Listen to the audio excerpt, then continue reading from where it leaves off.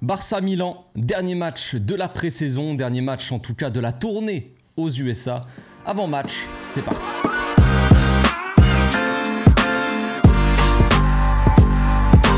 Au passage, n'hésite pas à nous rejoindre si c'est pas encore fait et à partager la chaîne autour de toi, ça fera plaisir à tonton. Dernier match de la tournée, dernier match à 5h du mat aussi, rien d'y penser les amis, ça me fatigue déjà. Je pense que je dormirai avant, j'irai me coucher avant, tranquillou, et après je me relèverai à 5h du mat pour voir le match. Donc voilà, j'aurai sûrement une tronche de déterré, mais que veux-tu? Qu'est-ce qu'on ferait pas pour le Barça, j'ai envie de dire. Donc qu'est-ce qu'on peut attendre de ce match-là? Ben, une victoire, pourquoi pas déjà. Non, le Barça, pour l'instant, ils ont démarré leur pré-saison, on le sait, c'était pas optimal. On a commencé par une gastro chez Scarabine, donc impossible de jouer contre la Juventus. Donc déjà louper son premier match, c'est pas l'idéal pour se préparer tout ça. Déjà qu'on n'a pas beaucoup de matchs, qu'on a que des matchs de gala qui sont pas forcément optimales pour bien se préparer, monter en puissance petit à petit. Tu vois, tu démarres fort, t'as pas envie de perdre contre la Juve, parce que par fierté, pour tu vois, pour l'image du club, tout ça, c'est comme ça. Donc c'est un peu chiant ça. Après tu tombes contre Arsenal qui est en fin de prépa, toi tu commences à peine ton match. Bon voilà, la défaite, il y a beaucoup de négativité autour de ça, mais mis à part ça, l'équipe elle a pu se mettre en jambe, tout ça, donc c'est bien. Puis après on enchaîne avec le Real et on leur met une petite fessée. Bon, le match est quand même bien payé, le résultat en tout cas est bien payé, parce que quand tu regardes le contenu du match, tu te dis on aurait pu facilement nous prendre quelques buts. Finalement on sort avec 3-0, c'est plutôt pas mal. C'est plutôt pas mal, on va pas se plaindre non plus. Donc là, dernier match de la tournée, puis après évidemment la semaine prochaine il y aura le trophée Gamper contre Tottenham, ce qui sera aussi un match peut-être intéressant. Et après, mine de rien, la Liga va démarrer dans pas si longtemps que ça, le 13 août, je crois, premier match de Liga à Getafe. Match à 21h, un truc comme ça, 21h30, je sais plus. Donc la Liga arrive à grands pas, hein. Dans 13 jours, dans même pas 2 semaines, la Liga démarre. Donc voilà, il va falloir vraiment monter en puissance et que tout le monde prenne un peu le rythme aussi, évidemment. Donc on sait que Gundogan, Christensen, ils ont pris des coups. Je sais pas si les blessures sont vraiment graves, en tout cas, ça m'étonnerait qu'ils jouent, en tout cas contre cette nuit-là, contre le Milan AC. Il y a Araujo aussi qui a pris un gros coup à la cheville, donc est-ce qu'il va pouvoir enchaîner, est-ce qu'il va pouvoir jouer aussi là? Je ne sais pas, moi je le mettrai pas titulaire en tout cas, au cas où. Il y a l'affaire Dembélé en plus de ça qui n'arrange rien. Je dis pas que la préparation elle est catastrophique non plus, mais disons que tout se passe pas si bien que ça. Il y a Gavi aussi, Gavi qui peut pas se préparer normalement, qui doit s'entraîner à part, qui avait des problèmes de dos, qui a toujours pas joué un seul match, une seule minute. Est-ce qu'il va jouer contre le Milan AC? Je ne sais pas. Est-ce que l'on verra titulaire? Ça m'étonnerait, mais est-ce qu'il jouera au moins quelques minutes? Ça serait quand même pas mal. Donc il y a des choses comme ça qui sont pas optimales. Et puis après derrière t'as Dembélé qui d'un coup du jour au lendemain se barre concrètement au PSG. Donc ça va se faire dans les prochaines heures. Je pense que d'ici la fin de la tournée on va rentrer, les joueurs vont rentrer à Barcelone, et puis Ousmane va pouvoir dégager de la ville à grands coups de pied au cul.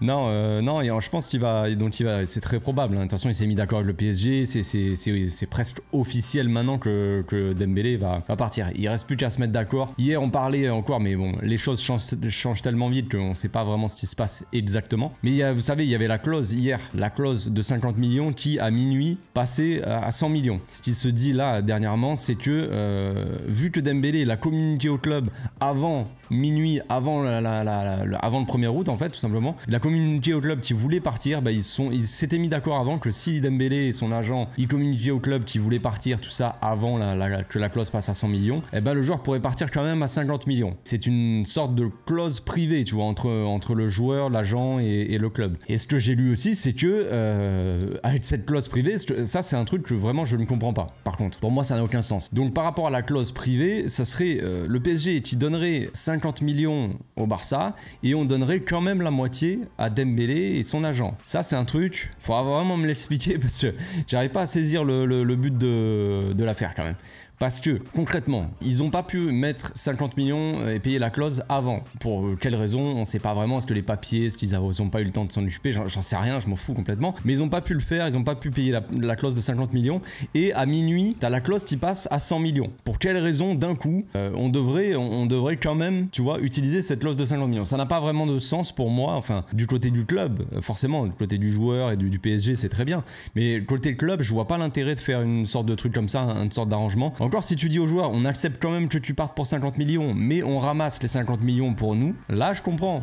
Là, il y a quelque chose, tu vois. Tu veux quand même, tu l'acceptes qu'ils partent pour 50 et nous, ça change rien pour nous. On touche quand même tous les 50 millions. Là, ça aura un peu plus de sens. Bon, bref, on va voir ce qui va se passer. En tout cas, ce qui est sûr, c'est que Dembélé ne foulera plus la pelouse et ne mettra plus le maillot du Barça. En tout cas, pas pour des matchs officiels.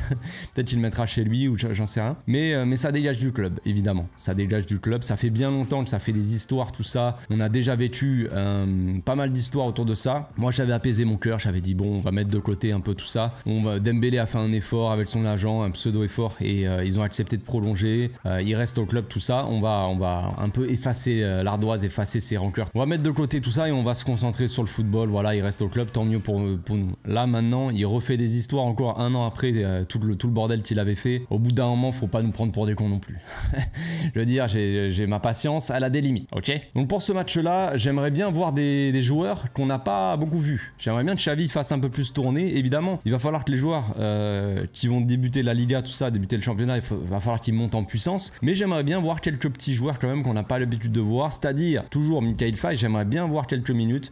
Je pense qu'il ne sera pas titulaire, encore une fois. Il y a des compos qui ont été annoncés. Ça parle de Marcos Alonso, d'Eric Garcia, Koundé, peut-être de Dest, je crois aussi à droite. Koundé, Garcia dans l'axe. Ça parle de Romeu, Frenkie, Pedri, je crois. Des trucs dans le genre. Je sais plus exactement, mais j'ai plus la compo exacte dans la tête. Mais ça parle quand même d'une équipe qu'on a vu un peu comme contre Arsenal, quoi. C'est celle-là. Déjà, quand j'entends Marcos Alonso à gauche, moi, ça me tu vois, qu'est-ce que tu fais? Je sais pas, c'est Marcos Alonso, frère. Il y a Marcos Alonso qui arrive, on dirait que je me prends une petite tape derrière la tête, tu vois. Non, arrête, frère. Calme-toi. Bref, on va pas continuer à se taper tout seul. Donc, moi, ce que j'aimerais bien voir, c'est un peu des joueurs qui n'ont pas joué encore, soit pas beaucoup de minutes, soit pas du tout de minutes. On parle bien sûr de Garrido, Casado, Alex Valle, même si c'est pas la priorité Alex Valle, on sait qu'il a été appelé peut-être au cas où pour Baldé, tout ça, je pense. Donc, Alex Valle, il va jouer avec la B, tout ça. Mais Garrido, par exemple, c'est assez étonnant quand on entendait parler Xavi qui disait que Garrido, c'était un joueur vraiment qu'il aimait beaucoup. Enfin, le profil en tout cas, qu'il aimait beaucoup ce profil-là, que s'il avait pas été blessé la saison dernière, il aurait appelé plus tôt aussi le joueur avec l'équipe première, qu'il aurait appelé plus souvent, tout ça. Et là, il a pas joué une seule minute, une seule seconde. Je sais même pas si c'est échauffé, tu vois. Donc, c'est assez étonnant. Donc, j'imagine qu'on verra quand même quelques joueurs là avoir quelques minutes quand même dans le match. Au moins en deuxième mi-temps, au moins en fin de match, soit un truc dans le genre. Donc là, dans les matchs de pré-saison, pour le moment, ceux qui laissent des bonnes sensations, c'est sur les deux matchs en tout cas, c'est Ferran Torres et Fermin Lopez. Évidemment, il y a Baldé et tout ça, mais pour ceux qui sont pas forcément titulaires ou ceux qui arrivent comme ça, qui ont jamais forcément joué avec l'équipe. Fermin Lopez n'avait jamais joué avec l'équipe première. Ferran Torres, on connaît son passif avec le club. C'est que c'est un peu délicat tout ça. Je vais pas vous dire que Frenkie et Baldé ont fait des gros matchs. Ça, on connaît déjà le talent des joueurs. On l'a vu la saison dernière. Donc maintenant, il y a Romeu aussi qui a fait un bon match contre le Real Madrid, qui avait fait une mi-temps un peu plus compliquée contre Arsenal. On va voir s'il enchaîne. On va voir s'il a des minutes aux côtés de Frenkie surtout. Parce que le premier match, il n'avait pas joué à côté de Frenkie. On pouvait pas voir vraiment ce que ça allait donner ce double pivot ensemble, tu vois. Et là, Romeu, Frenkie ensemble, on a vu que c'était plutôt pas mal, que les deux se complétaient quand même plutôt bien et que voilà, ils s'entendaient très bien sur le terrain, chacun avait son rôle et ça a fonctionné très bien. Ça a fonctionné pour un match, on va voir, faut voir dans le temps, sur le long terme quoi, concrètement, hein, on va voir ce que ça donne dans la saison. Mais ce qu'on a vu contre le Real, c'est plutôt sympa. Bref, le Milan, eux, ils restent sur deux résultats assez négatifs. Nous, bon, on a perdu contre Arsenal, on le sait, on a gagné quand même contre le Real. Ça met du bob au cœur, j'ai envie de dire, ça te met dans un bon mood, tu vois, l'équipe, elle se fait plaisir, 3-0 contre le Real, ça fait toujours plaisir, même si c'est un match amical, on le sait très bien. Donc là, le Milan, eux, ils ont perdu contre le Real Madrid 3-2, ils menaient 2-1 je crois, et tout ça, et puis en fin de match, ils se sont pris un doublé de Vinicius ou un truc dans le genre, je sais plus exactement, donc ils se sont fait rattraper au score. Ils ont fait match nul contre la Juventus aussi, puis après ils ont perdu au penalty. Bon, je sais pas pourquoi ils ont tiré séance de penalty après un match amical, ça n'a aucun sens pour moi, mais pourquoi pas. Donc 2-2 contre la Juve, donc des résultats peut-être pas très positifs en soi. J'ai pas vu les matchs, donc je peux pas vous dire et tout ça, si c'est bien, si c'est pas bien, on s'en fout, c'est les matchs amicaux de toute façon. Est-ce qu'ils ont fait beaucoup tourner l'équipe et tout ça? Je pense que oui. Maintenant, voilà, on va voir, ça reste une équipe assez intéressante, le Milan, qui a fait un beau parcours la saison dernière en Ligue des Champions. Ils ont Giroud, ils ont Leao, ils ont Pulisic maintenant, ils ont Théo Hernandez aussi qui est pas mauvais, il y a le gardien, Mike Maignan, tout ça. Donc c'est plutôt sympathique. Maintenant, ils ont perdu Tonali. Si je dois donner mon avis là-dessus, je trouve que c'est quand même la pire chose qu'ils ont fait sur ces dernières années. Perdre comme ça je sais pas, l'héritier pour moi de Pirlo, c'est assez fou parce que bon, comme ça, hein, c'est marrant de dire que c'est l'héritier de Pirlo. On sait pas. on ne sait pas, mais concrètement Tonali c'est un joueur qui a énormément de talent, je trouve que c'est vraiment une pépita du football, et je le voyais bien s'inscrire comme joueur vraiment important dans la durée, tu vois. Mais que voulez-vous, dans le football, les amis, il n'y a plus d'histoire d'amour comme ça, c'est football romantique, ça n'existe plus. Les joueurs qui font toute leur carrière dans un club, bon, ça n'existe plus, ça n'existe malheureusement plus. Il n'y a plus de Totti, je dis pas que Tonali vient du centre de formation de Milan, je sais plus où il jouait avant, mais il vient pas de Milan de base. Mais voilà, les mecs qui restent dans le même club quasiment toute leur vie, tu vois, même si Pirlo, bon, il a fait l'Inter, il a fait Milan AC et la Juve, ça reste une légende italienne, voilà. Et Tonali il est parti à Newcastle. Alors Newcastle est en train de faire un beau projet, tout ça, on va pas s'étaler sur le sujet, mais bon, c'est un peu tristouné ce qui se passe, voilà. Moi je l'aurais bien vu rester soit au Milan AC pour faire partie d'un projet, un peu le renouveau du Milan AC, tu vois, ça aurait été intéressant. Maintenant c'est le choix du joueur, que voulez-vous, c'est comme ça, hein, c'est un peu dommage. Donc on va passer maintenant à la composition d'équipe, les amis, pour ce petit match. Je partirai avec Ter Stegen dans les cages. Une défense, Koundé, Garcia, Mikayil Faye et Baldé. Alors oui, il y a Garcia.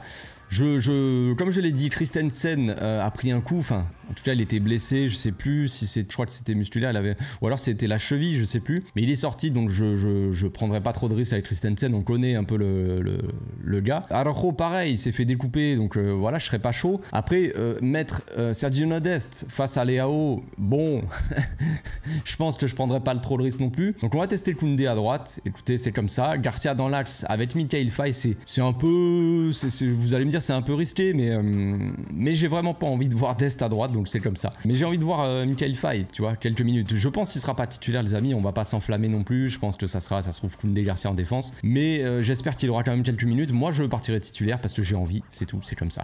Baldé à gauche parce que j'ai pas envie de voir Marcos Alonso non plus, donc voilà, c'est comme ça. Au milieu de terrain, je partirai avec Oriol Romeu, Frenkie de Jong et Alex Garrido. Et ben oui, on va faire un petit peu souffler Pedrito, on le fera rentrer en deuxième.